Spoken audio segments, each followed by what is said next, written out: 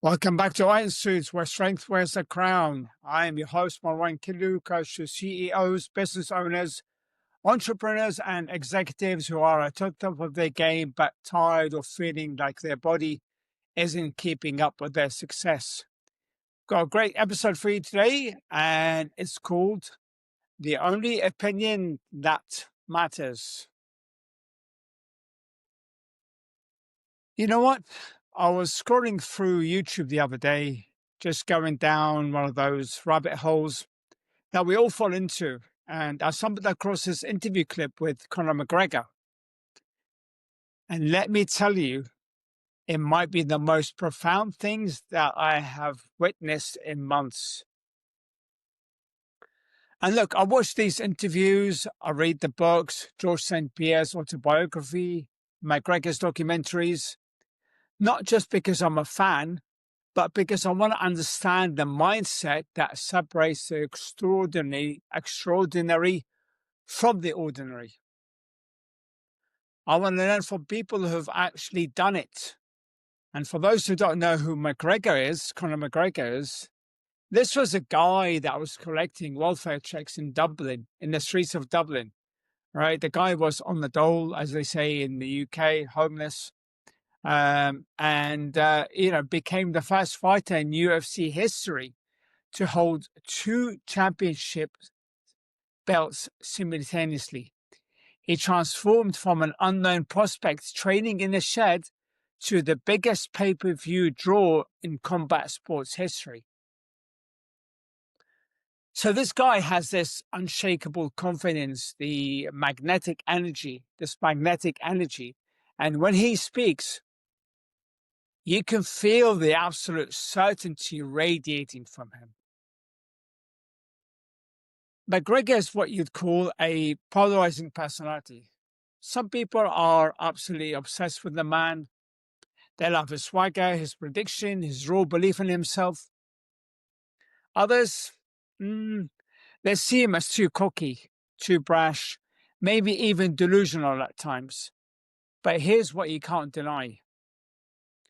When you watch Conor McGregor, you're watching someone who operates with borderline delusional self-belief. I remember being drawn to him years ago because there's something undeniable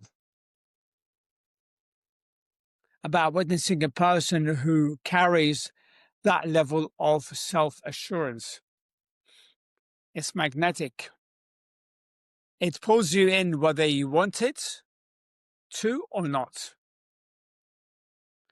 So in this particular interview, McGregor is being asked about critics and doubters. You know how people love to tear someone down, who's that confident, picking apart every prediction, every statement, looking for him to fail. And McGregor, with that Irish accent and that intensity in his eyes, says something that stopped me in my tracks. He says, all that matters is how you see yourself. And then he goes on, if you see yourself as a king with all the bells and everything, and no matter what anyone else says, as long as you see that and you really believe in it, then that's what's going to happen. This is a guy who literally used to visualize himself as champion whilst collecting 188 euros a week from social welfare. He saw it so clearly in his mind that it became his reality. He would tell people, I'm your future, and they would laugh at him. But he didn't care. Like, man, when I heard that, I had to pause the video. Because that's the entire scene right there. And here's what's fascinating for me. McGregor talks openly about reading The Secret and using the law of attraction. You guys have heard about law of attraction, right? You know what that is. I'm sure you guys all know. But what he articulated in that moment is the same exact principle that James Allen wrote about over a century ago. It's identical to what Neville Goddard taught If you spent any time diving into personal development, reading the works of transformational teachers and thinkers, you've encountered this truth in various forms. And my guess is that McGregor arrived at this understanding when he was struggling, training in a shed with his friends, broke and hungry. That unshakable confidence he carries as a champion, that swagger, that came from deciding who he was before the world agreed with him. And the way he's able to express it so clearly, so powerfully in that interview, I love it, man. I love it. Because it's simultaneously profound and incredibly simple. A quote that also resonated with me is one from George St. Pierre. And I'm going to quote it to you. I don't know it word for word, but I believe this is what he said. He said, I am the best in the world, or something to that effect, but the world hasn't caught up yet. Okay. That exact force that shapes reality is precisely the opinion you hold of yourself. That's it. Nothing more complicated than that. And this is exactly what Neville Goddard taught when he said, an assumption, though false, if sustained, will harden into fact. Think about that. McGregor assumed he was a world champion before he ever held a belt. He sustained that assumption until it became his reality. As a man believes in his heart, so is he. You've had this, right? It's ancient wisdom. Proverbs. It's been echoed through the ages in countless ways, but the core message remains unchanged. I've talked about this concept before on this podcast, and often I refer to it as self-image. Essentially, it's another way of asking, what's your opinion of yourself? And I want you to pause right now, whether you're driving, whether you're at the gym, whether you're walking the dog. I want you to really sit with this question for a moment. What do you genuinely think about yourself? Not what you tell others, not the version you project on social media. What do you really believe about who you are when nobody else is watching? And let me speak to the successful business owners listening right now. You've built something. You've created revenue. You've overcome obstacles in business that most people can't even comprehend. So why is your body not where you want it to be? It's not because you don't know what to do. You know how to execute. You know how to follow a plan. You've proven that in business. It's because somewhere deep down in your subconscious, you don't see yourself as someone who can have both. George St. Pierre said it perfectly in his book. It all comes down to confidence. Your body can do great things if it believes, only if it believes it can accomplish them. Read that again in your mind. Your body can do great things only if it believes it can accomplish them. Because here's what happens in our culture. We've created an environment that actively punishes people who hold a high opinion of themselves. We've made confidence into something suspicious. Think about it. On the one hand, we flock to arenas to watch UFC fights. We buy pay-per-views. We wear the jerseys of athletes we admire. We obsess over fighters and champions. We become fans, devoted, passionate fans of other people. Often we're bigger fans of them than we are of themselves. But here's the irony that people miss. The only reason these individuals are standing in that octagon, are standing in that field, holding those belts, trophies, living those extraordinary lives, it's because the opinion they hold of themselves is exponentially higher than the opinion you hold of yourself. If you're not a fighter, if you're not a professional athlete, if you're not already famous, if you're just a regular person just like me or you, and you dare to walk through life with that same unshakable confidence, with that swagger that someone like McGregor carries, society immediately wants to tear you down. They'll label it as arrogance, as cockiness. They'll throw around words like narcissistic without understanding what that word actually means. It's all virtue signaling bullshit designed to keep you small. Let's be fucking real for a second, right? You've been working on yourself for years, but you're still not where you want to be. Why? Because you're terrified to admit what you actually want. You see him every night, don't you? That version of yourself you're meant to become, the entrepreneur who's crushing it and has warrior physique. That business owner who commands 7 figures and turns heads when he walks into a room. The father your kids brag about who's also in the best shape of his life. The partner who leads with certainty in business and in health. That's not vanity whispering to you. That's not ego. That's destiny calling.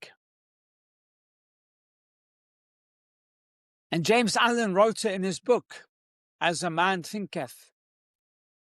The outer conditions of a person's life will always be found to be harmoniously related to his inner state. Your business succeeded because internally you saw yourself as someone who could build it. But your body, you haven't fully claimed that identity yet. But society planted poison in your mind. Be humble, be modest, want less, need nothing, don't stand out too much, know your place.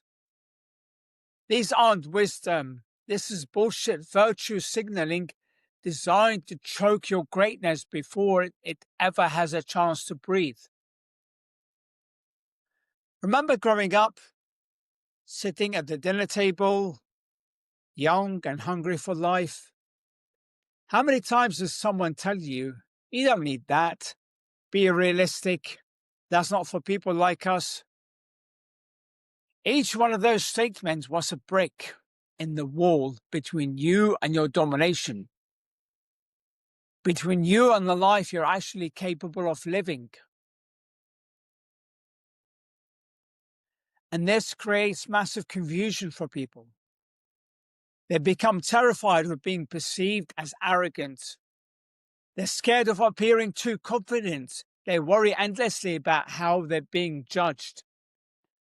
So they throw around these heavy accusations at anyone who demonstrates unwavering self-belief. And you know who that hurts? Not the confident person. It hurts a person who lacks that same certainty about who they are. Now listen, of course extremes exist. Of course there are genuinely narcissistic people out there. Of course there are individuals who are truly arrogant in harmful ways. Of course someone can be obnoxiously, say that word right, obnoxiously cocky. I'm not denying that extremes exist. But here's what McGregor understands. Here's what I know with absolute certainty. And here's what I'm trying to drive home in this episode. If you could release all the external opinions about who you are and what you should be, if you could disregard what everyone else thinks, and if you develop an absolute certain opinion of yourself, your reality would transform. It would become better than you're currently experiencing. So the question you should be asking yourself is this: how do I elevate the opinion I have of myself? How do I strengthen it? How do I make it unshakable? Because yes, other people might not like it. Your certainty will remind them of their own uncertainty. Your confidence will make them uncomfortable. That's not your problem.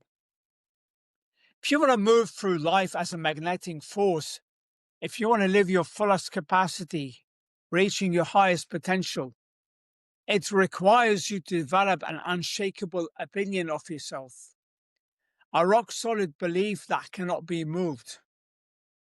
Because here's what's going to happen. Society, the world at large, your peers, sometimes even your friends, sometimes your family, your own family, they're all going to try to chip away at that opinion. They're going to attempt to tell you who you are. They're going to try to define you based on their limited perception.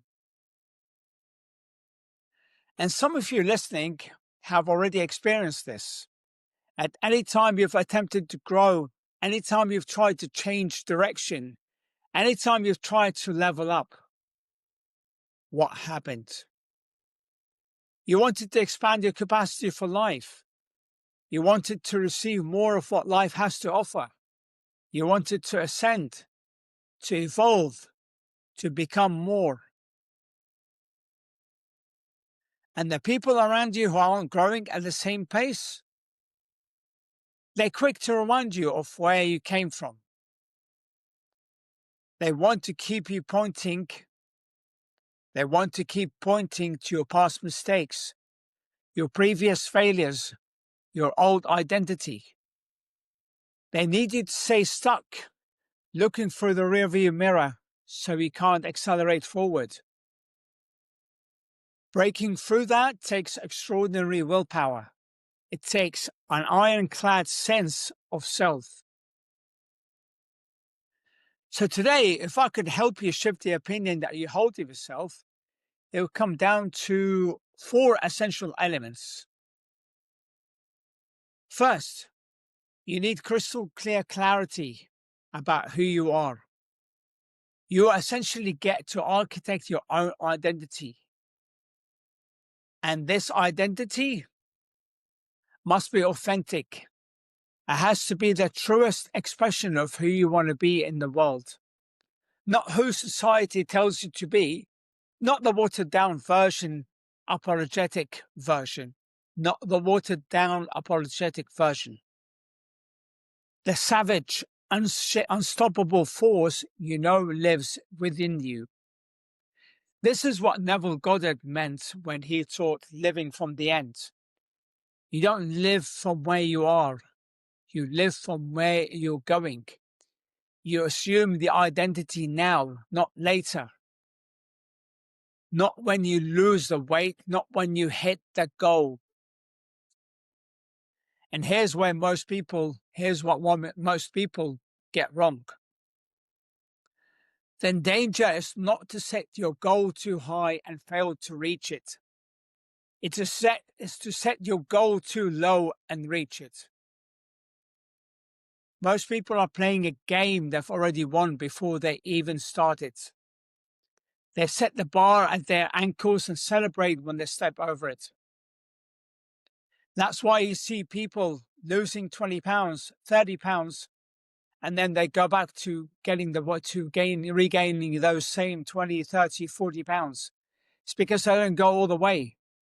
They don't go all the way to getting over the line and getting a six-pack, right? Because they settle. If you're going to go somewhere, you might as well go all the way. You've conquered challenges before, you've built things, you've overcome obstacles.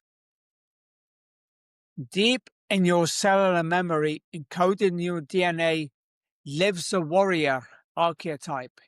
He doesn't ask permission, he doesn't need justification. But you must be absolutely clear about who that is. No vagueness, no ambiguity. Second, you must leave all evidence of the past exactly where it belongs, in the past. Your past does not equal your future unless you allow it to. And this is precisely where peers, family members, sometimes friends, they want to keep reminding you of who you used to be. Because keeping you tethered to that old identity prevents you from reaching towards where you're trying to go. So leave it behind. Who you were is not who you are now.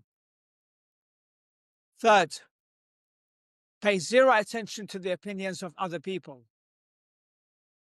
A lion does not worry about the opinions of sheep.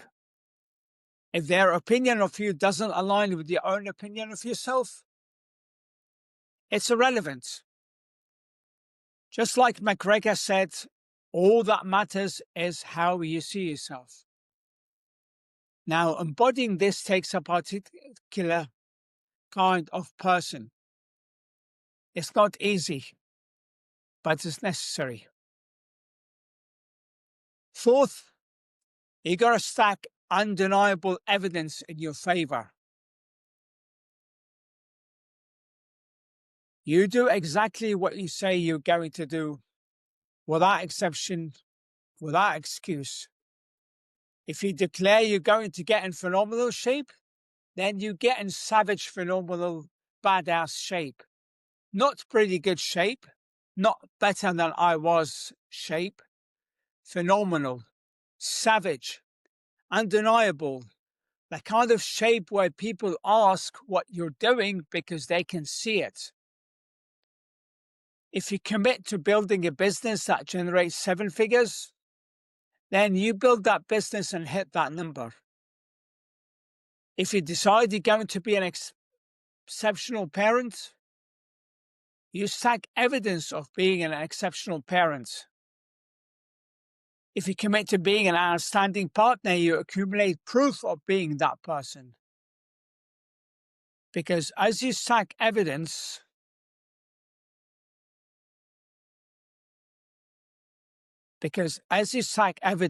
you prove to yourself, not to anyone else, but to yourself, that you are who you claim to be. And when you've built this proof, you construct a wall around your self-belief that cannot be penetrated by outside opinions. McGregor used to visualize himself as the champion whilst he was broke. He saw it so clearly that it became inevitable.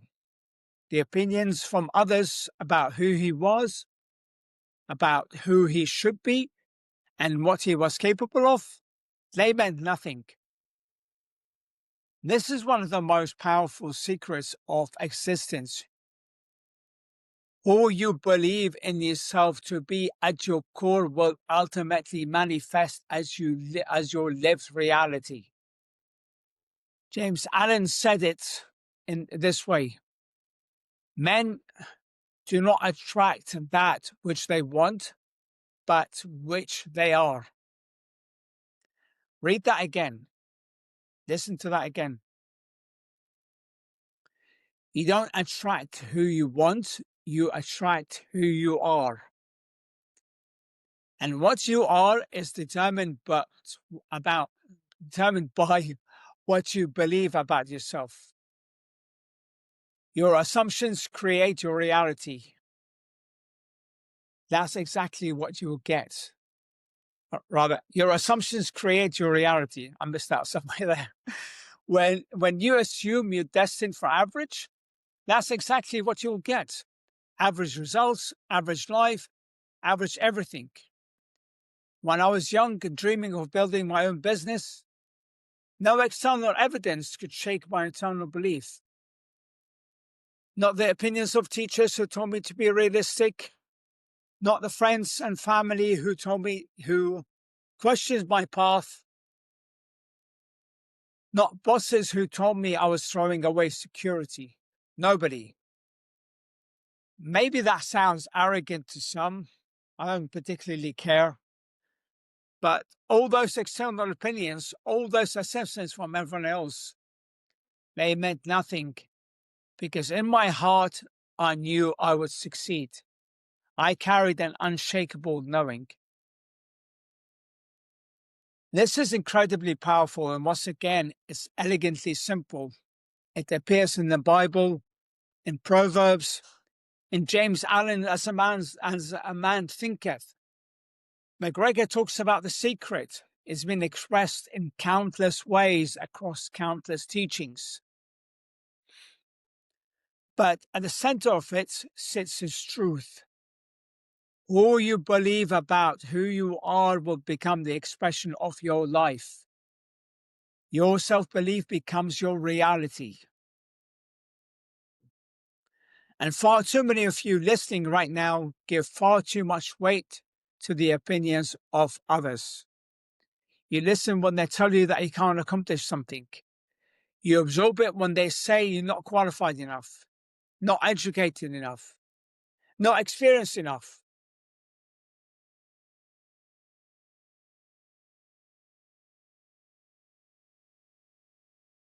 Whether you're trying to launch a business or your business is plateaued and you're trying to break through to that next level, the only thing that truly matters is the opinion you hold of yourself as someone capable, someone absolutely certainly capable of achieving whatever you're reaching for.